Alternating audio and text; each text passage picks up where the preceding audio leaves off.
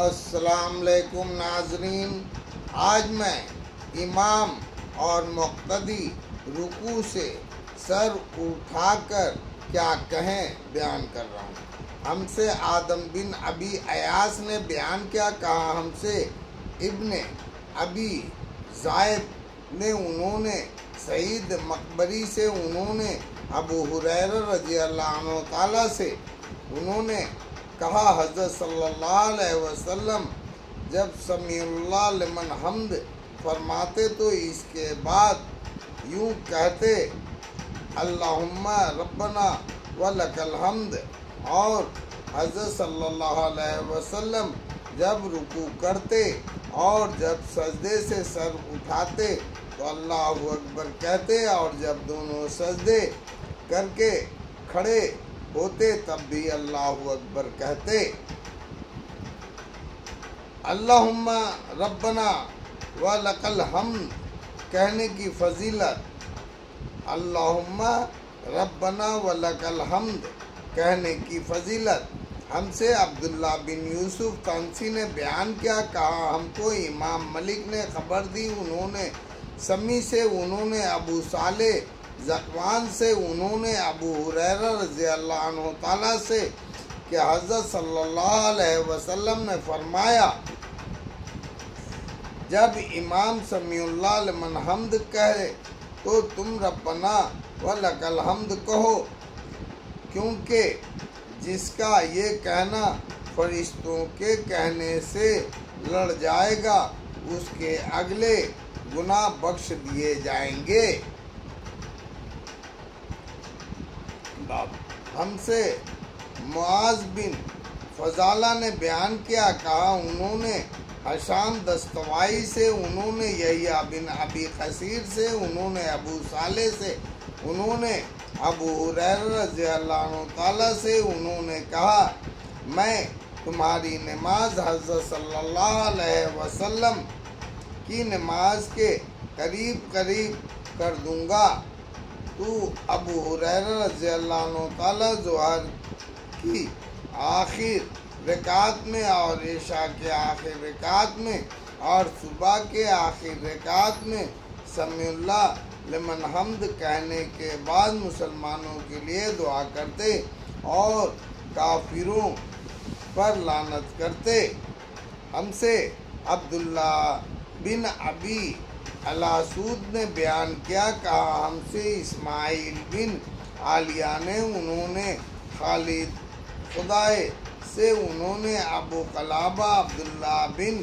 زید سے، انہوں نے انیس رضی اللہ عنہ تعالیٰ سے،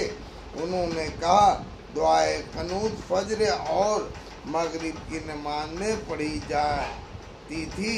ہم سے عبداللہ بن مسلمہ قانبی نے بیان کیا کہا، انہوں نے امام ملک سے، انہوں نے نعیم بن عبداللہ مجمر سے، انہوں نے علی بن یحییٰ بن خلاد زرقی سے، انہوں نے اپنے باپ یحییٰ بن خلاد سے، انہوں نے رفع بن رفع زرقی صحابی رضی اللہ عنہ تعالیٰ سے، انہوں نے کہا ہم ایک دن حضرت صلی اللہ علیہ وسلم کے پیچھے نماز پڑھ رہے تھے، جب آپ صلی اللہ علیہ وسلم نے رکوع سے سر اٹھایا تو فرمایا سمیع اللہ لمن حمد۔ ایک شخص نے خود رفع نے آپ صلی اللہ علیہ وسلم کے پیچھے یوں کہا ربنا ولک الحمد اکثیرا الطیبن مبارکن فی۔ جب آپ صلی اللہ علیہ وسلم نماز پڑھ چکے تو پوچھا یہ کلام کس نے کہا تھا؟ وہ شخص بولا میں نے۔ آپ صلی اللہ علیہ وسلم سے نے فرمایا میں نے 30 پر کئی فرشتوں کو دیکھا، ہر ایک لپک رہا تھا، کون پہلے اس کو لکھتا ہے؟ رکوع سے سر اٹھانے کے بعد اطمینان سے سیدھا کھڑا ہونا،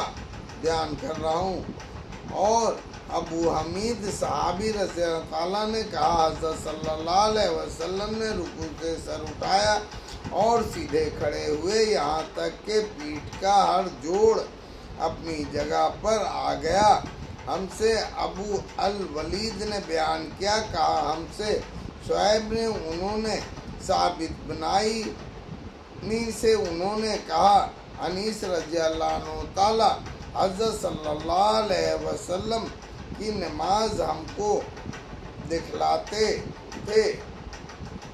تو نماز میں کھڑے ہوتے، جب رکوع سے سر اٹھاتے تو اتنی دیر تک کھڑے رہتے، ہم کہتے بھول گئے۔ ہم سے عبداللہ ولید حشام بن عبد الملک نے بیان کیا، کہا ہم سے بارہ بن عزب رضی اللہ تعالی سے انہوں نے کہا حضرت صلی اللہ علیہ وسلم کا رکوع اور سجدہ اور رکوع سے سر اٹھا کر